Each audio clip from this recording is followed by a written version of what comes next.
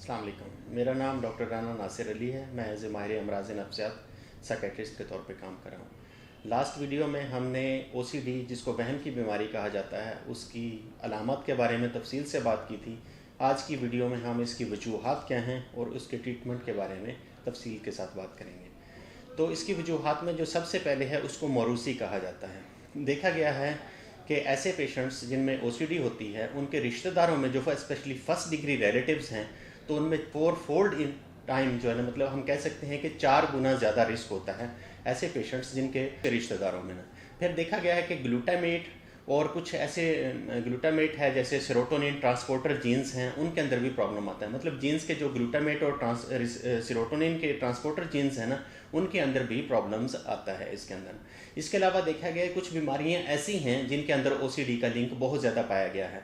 जैसे कि 1918 और 1919 के दरमियान एक बीमारी हुई थी जिसको स्पेनिश फ्लू कहा जाता था, और वो पूरी दुनिया के अंदर बीमारी आई थी। और देखा गया है कि ऐसे पेशेंट जिनको स्पेनिश फ्लू लाहक हुआ था, और ऐसे पेशेंट्स में फिर ओसीडी के चांसेस बढ़ गए थे ना। इसके साथ साथ कुछ ऐसी बीमारी हैं जिनको जैसे दिमागी अमराज हैं, जैसे साइडनहैम्स कोरिया है, तो ऐसे पेशेंट्स में भी देखा है कि 70% चांसेस होते हैं कि पेशेंट्स को ओसीडी डेवलप हो सकती हैं।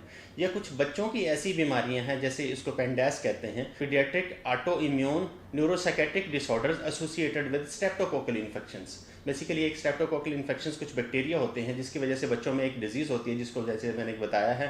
तो ऐसे बच्चों के अंदर अगर ये डिजीज़ हो, फिर ऐसे बच्चों के अंदर देखा गया है कि ज़्यादा से ज़्यादा चांसेस हो सकते हैं कि उनको ओसीडी आगे डेवलप हो। फिर कुछ ऐसी मतलब दिमागी साख्त के अंदर कुछ तब्दीलियाँ वकूअ पज़ीर होती हैं।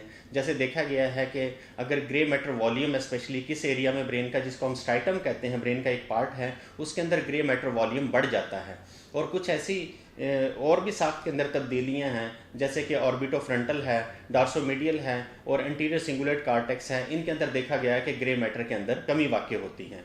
और इसके अलावा कुछ और जैसे सेरोटोनिन ट्रांसपोर्टर जीन्स हैं या सेरोटोनिन फंक्शन जो है ना, वो एबनॉर्मल हो जाता है ऐसे कंडीशंस के अंदर ना। फिर अब हम आते हैं इसके इलाज के ऊपर। इसका इलाज बेसिकली 2 चीज़ों के ऊपर मुश्तमिल है। एक को हम कहते हैं फार्माकोलॉजिकल ट्रीटमेंट के दवाइयों से इलाज करते हैं, और दूसरा इसका इलाज का तरीकाकार जो है जिसको हम नॉन फार्माकोलॉजिकल ट्रीटमेंट है, बगैर दवाइयों से इलाज करते हैं।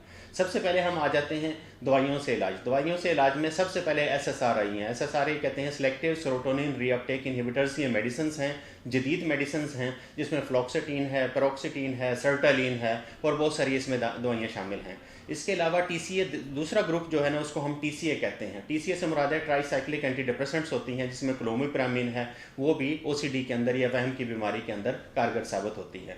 इसके अलावा क्योंकि पेशेंट्स के अंदर कोमॉर्बिड एंजाइटी की सिम्टम्स आती हैं, बेचैनी है, रेस्टलेसनेस है, तो उसके लिए हम एंजोलिटिक या बेचैनी कम करने वाली दवाइयाँ दे सकते हैं। ये इसका है फार्माकोलॉजिकल ट्रीटमेंट ना। दूसरा है नॉन फार्माकोलॉजिकल ट्रीटमेंट, जिससे हम जो कि हमारी क्लिनिकल साइकोलॉजिस्ट होती हैं, कंसर्न्ड होती हैं और इस फील्ड के अंदर उनकी स्पेशलाइजेशन होती है, वो फिर नॉन फार्माकोलॉजिकल अप्रोचेस उनके थ्रू हम फिर क्लिनिकल साइकोलॉजिस्ट के थ्रू इसको इस्तेमाल करते हैं। इसमें सबसे पहले आ जाती है exposure with response prevention.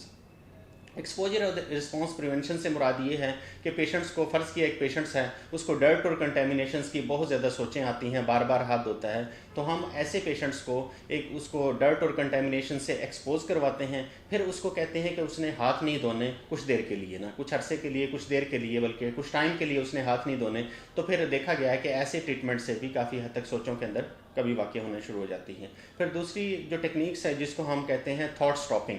Thought stopping में होता है कि पेशेंट्स की सोचों को अचानक से रोक दिया जाता है। जैसे कि उस पेशेंट्स को कहा जाता है कि ज़ोर से किसी जगह पे हाथ मारें, या फिर रबड़ बैंड टेक्निक्स होती है जिसमें हम क्या कहते हैं, कलाई के ऊपर कुछ ना प्लास्टिक के रबड़ बैंड चढ़ा देते हैं, जिसमें हम कहते हैं कि जो ही आपको लगे कि ये सोचें अंडू किस्म की सोचें या फजूल किस्म की सोचें आ रही हैं, तो इसको रबड़ बैंड को अगर आप प्रेस कर देंगे तो इससे भी काफ़ी हद तक देखा है कि वो डिस्ट्रैक्शंस हो जाती है और उसकी वजह से सोचें कम हो जाती हैं। फिर अगर ये सारे तरीकाकार जैसे मेडिसिन है और साथ साथ जो है ना नॉन फार्माकोलॉजिकल अप्रोचेस हैं, अगर ये कारगर साबित नहीं हो रही, तो कुछ डीप ब्रेन न्यूरोसर्जिकल अप्रोचेस हैं और साथ साथ डीप ब्रेन स्टिमुलेशंस हैं। ये एक बड़ा लंबा टॉपिक है, और आज हमने तफसील के साथ ओसीडी या वहम की बीमारी की तफसील के साथ काजेज़ और उसके इलाज के बारे में बात की।